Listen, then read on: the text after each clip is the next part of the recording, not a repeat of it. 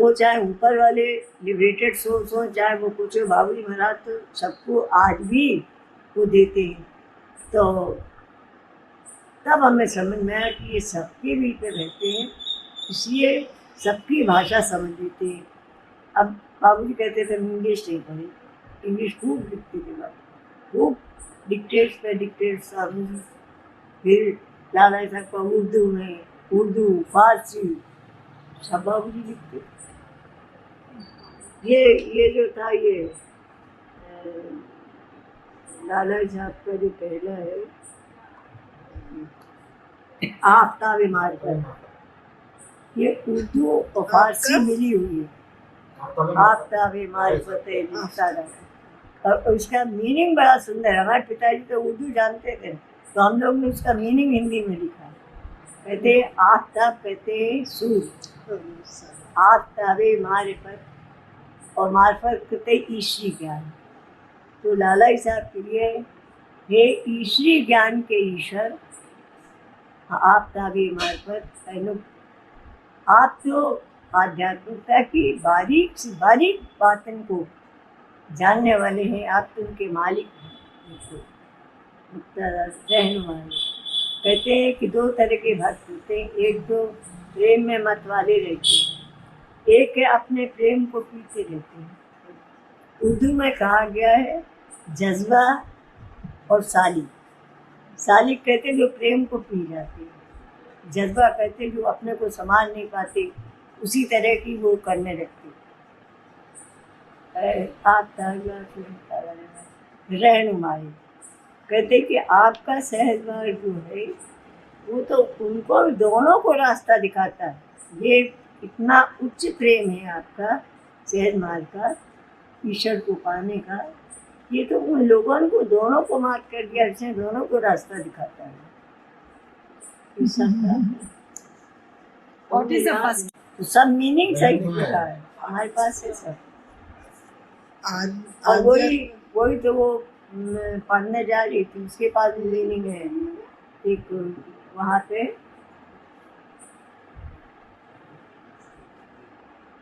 जब फंक्शन हुआ था तो उसने कहा कि हमारे पास मीनिंग है, तो हम लोग ने कहा पता नहीं आफ्ताबे मार्फत का मीनिंग कैसे हो सकता है।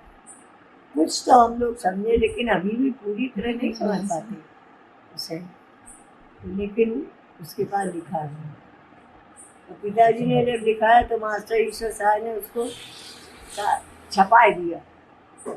अच्छा पहले ये नहीं था, ना तो इतना मिशन के पास पैसा था और ना मतलब बहुत ज़्यादा लोग थे, तो अपने जैसे उन्हें प्रेस में अपना प्रिंट कराए, उसमें कम पैसा लेते, तो वहाँ पे उन्होंने 100 कॉपी करा दी।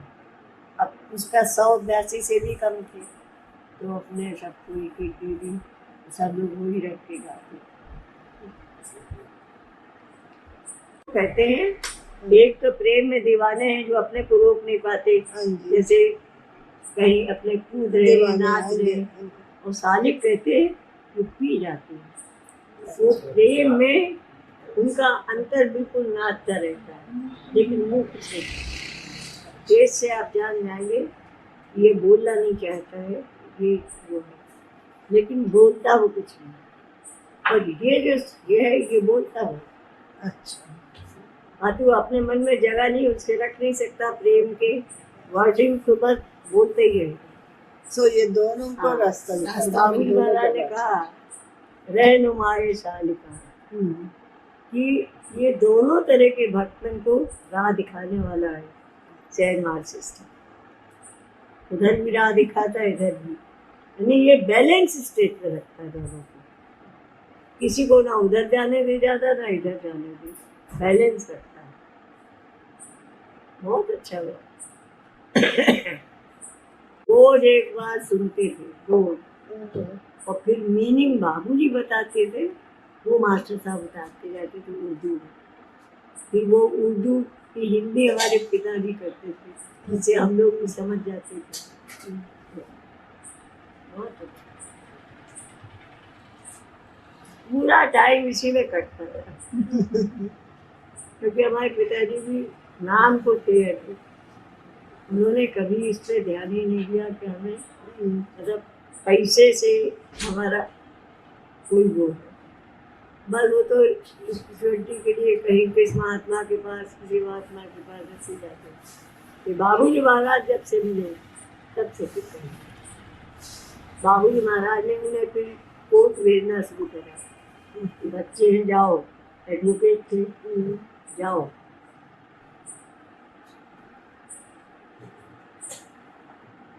महाराज रेस्ट कर रहे हैं और वो अपने उठ के नहा के सब तखत पे पड़ा था, पे बैठ के उनका लिखाई शुरू। जो बाबूजी महाराज ने पत्र लिखाए हैं उनको अच्छे उस पर लिख के पोस्ट कार्ड पे या उस पर लिख के सब तैयार रखते थे। और जब बाबूजी महाराज उठते थे तब भी उनके साथ रखते थे, उनके कपड़े रखना नहाने के लिए सब। और साथ में सबसे बाद में जब बाबूजी महाराज लेटते थे तब उनके चरण सुधारते तारते। मास्टर साहब ने बड़ी सेवा की। तो दूसरे कोई खर्चा बाबूजी का नहीं होने दिया। सब बच्चन को उन्हें पढ़ाया, क्योंकि टीचर थे तो सब बच्चन को उन्होंने पढ़ाया, कोई टीचर नहीं रखा गया। और उसके अलावा फिर कहीं कोई किताब ऐसे किसी की चिट्ठी आई किसी का, तो उसका जवाब से बाबूजी वो सुनाना, तो बाबूजी वाला जवाब लिखा है तो जवाब लिखना, बहुत काम करते थे मास्टर। मास्टर ऐसा से आँखें बाबूजी ठहरती। कच्चा था, पक्का तो नहीं था कमरा, इतना बड़ा कमरा था। उसमें बाबूजी महाराज की एक खाट पड़ी थी और कोई चटाई बिछी थी, कहीं पर वो फटी गई हरी सकती, तब तो उसी पर बैठे रहते। और होती पहले तो बाबूजी के सामने कम जाती थी डेली, तो दूसरे उसमें एक चिप पड़ी रहती थी, उसमें वो बैठती थी। तो बाबूजी पहले तो बिल्कुल नहीं बोलते थे। तो एक दिन अम्मा ने कहा तुम बोलते काहे नहीं? अरे अम्मा हम बोल नहीं सकते हैं। मास्टर साहब कहते हैं क्योंकि हम बहुत कम पढ़े लिखे हैं। तो हमारे मतलब लड़के भी कहते हैं और मास्टर साहब कहते हैं तुम बोल नहीं सकते, तुम बहुत कम पढ़े। तो अम्मा को आएगी दूसरा बोले उन्हें कहान दो, तुम बोलोगे और ऐसा बोलोगे सब पीछे रह जाएंगे बोलने वाले। अरे अम्मा सच्ची में तुम जानती हो? अम्मा ने कही हम सब भाषा जानती हैं, तुम बोलोगे। और भाई फिर तो बाबूजी महाराज का और फिर खुद जवाब देते सब। पहले मास्टर साहब तक का जवाब देते थे। अब पिताजी जो हमारे थे वो तमाम एडवोकेट को लेके आए, वो लोग नाराज हो गए। उन्होंने कहा हम प्रश्न तो करते हैं बाबूजी से और जवाब देते हैं मास्टर साहब, तो हम उनके लिए थोड़ी जाते। तब उन्होंने कहा बाबूजी महाराज ऐसे लोग कह रहे थे, आप अम्मा ने कह दिया बोला करो। ठीक है, खुद जवाब देते। फिर लोग बहुत खुश कि चाहे जिस भाषा का आदमी चाहे जो हो तो अपनी इसी भाषा में बोलते हो। तो बोले नहीं अम्मा, इस टीचर भाषा जो है वो अलग है, जिसको सब समझ लेते हैं। अम्मा बोली हमने तो सुनी नहीं, तुम तो अंग्रेजी बोलते हो, उर्दू बोलते हो, हिंदी बोलने लगे हो। तो बोले हाँ अम्मा, लेकिन ये बताओ तुम समझते कैसे हो? अम्मा बोले हाँ समझते तो हम भी समझ जाते। अम्मा बोली वो कौन भाषा है? तो अम्मा बोली हमें नहीं मालूम, तुम बताओ। अम्मा ये भाषा हम ही लोग जानते हैं, ये भाषा फकीरी भाषा है। और भैया हम लोग खूब हंसे, ये फकीरी भाषा है। खैर बाबूजी ऐसा चेहरा, जब बातें करने लगे वो हंसता हुआ ऐसी, मतलब ऐसा चेहरे ही किसी का नहीं देखा जैसा मुस्कराता हुआ और बड़े उससे वैसे हुक्का, उस हाँ। वक्त हम लोगों की बिल्कुल हिंदी एक शब्द भी समझ नहीं आता था। फिर हम लोगों ने सभी बहुत लोगों देखा, बहुत अब देखा। देखा तो है, मतलब वो लोगों से इतना हंसते बात करना, उन्होंने दो शब्द एक ट्रेन 11 बजे सवेरे चलती थी, फिर 4 घंटे लेट पड़ा रहना पड़ता था सीतापुर तक। गाड़ी मिलती थी 6 बजे, तो रात के 10:30 तक पहुंचती थी शाहजहाँपुर। तो अगर मास्टर साहब होते थे तो ठीक था, ये तो खुद स्टेशन लेने आते थे। लड़कियां हैं, अम्मा हैं, खुद आते थे स्टेशन लेने के लिए 10:30 बजे। फिर अम्मा ने कही नहीं, अब हम नहीं आया करेंगे, लेने आती हूँ, मैं अच्छा नहीं लगता। फिर लेकिन गाड़ी नहीं थी, फिर बस निकलने लगी, तो फिर बस से जाते। मास्टर साहब कल आ जाइएगा। उसी दूर का पैदल थे और पैदल ही चलते थे या साइकिल पे चलते थे। छोटी तनख्वाह, धरती बड़ी थी, तो अपने साइकिल पे चल के आए। साइकिल पे मास्टर साहब स्कूल से लौटते हुए आ जाइए। अच्छा बात, स्कूल से लौटते हुए आए, अम्मा ने एक गिलास चाय बना के दे दी। घंटों बाबू जी की बातें, फिर मेडिटेशन सबको करवाएं, पूजा वूजा करा के तब मास्टर साहब को सालों, एक दिन नहीं, 2 दिन नहीं, कई साल। और कार करे जैसे अम्मा पूरी उरी ले जाती थी, बाबू जी कहते अम्मा हम रास्ता देख के 11 बजे चाहे आओ, हम पूरी खा के ही सोएंगे। तो अम्मा पूरी जरूर बनाती, पूरी सब्जी बनाई। फिर मास्टर साहब पिताजी लोग जरा पूरी कम खाते, तो सीतापुर पे 6 घंटे बाद गाड़ी मिली। तो 6 घंटे में हम लोगों ने सबने पत्ता भी, सूखे पत्ते, क्योंकि इतनी बड़ी बड़ी लकड़ी, वहाँ आग जलाई गई। उस पर वो छोटा बर्तन जो लोटा था, उसमें मास्टर साहब ने खिचड़ी चढ़ाई। खूब मजा आता।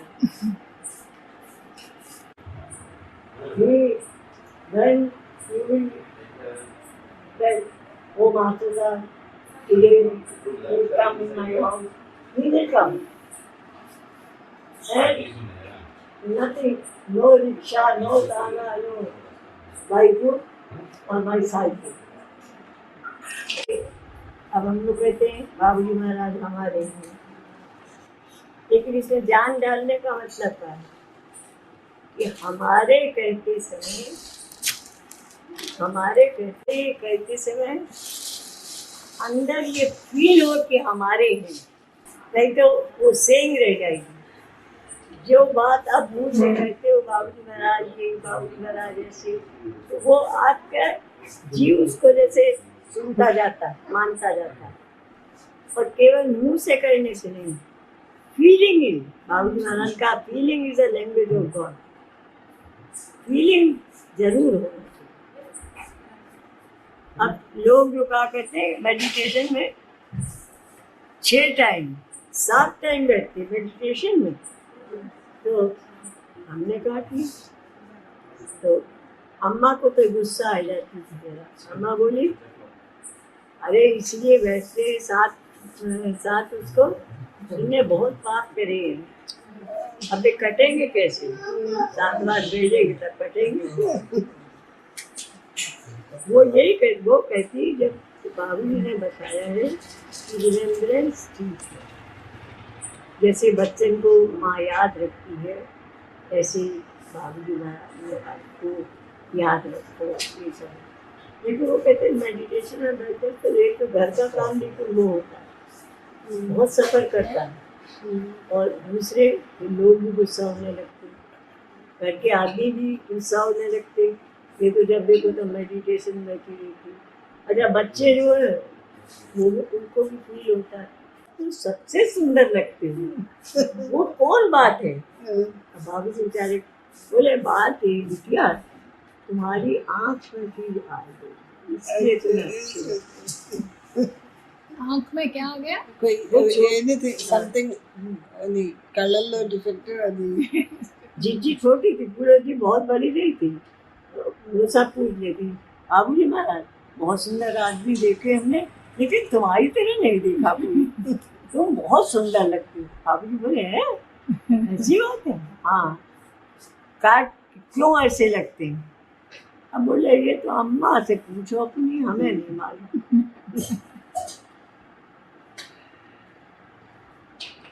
स्पिरिचुअलिटी के लिए बहुत वो है, नहीं पहले नहीं सुनते थे, कहते थे ये मूर्ति पूजा के दुश्मन है, कहते थे मूर्ति पूजा के दुश्मन है, लेकिन बाबूजी बहुत होशियार थे।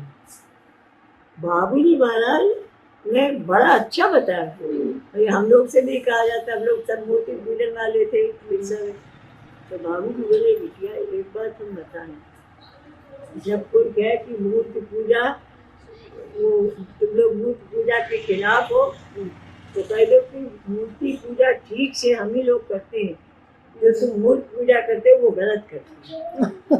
नहीं लेकिन ठीक बात ना गौर देखिए, मूर्ति को तुम बनाते हो तो जैसा तुम चाहते हो वैसा मूर्ति बनाते हो, जैसा उसको चाहते हो माला पहनाते हो माला पहनाते हो, कपड़े चाहते हो कपड़े पहनाते हो, तो ये तुमने जैसा बनाया वो मूर्ति बन गया। और ये माला मूर्ति भगवान ने बनाई है, तो उसके उस मूर्ति में तो तुम्हारा थॉट रहता है, इंसानी थॉट, और इस मूर्ति को भगवान ने बनाया है, इसे इसलिए भगवान रहता है ना। बढ़िया बाबूजी ने बताया है, और कितना सच है।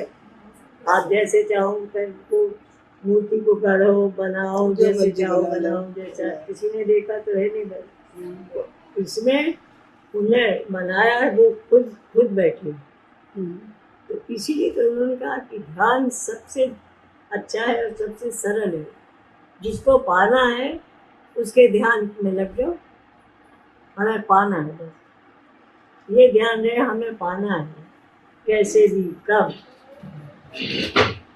और जो कंडीशन में चेंज आता जाए उसकी लिविंग में उसे डालना, उसमें रहने की कोशिश करने लगे,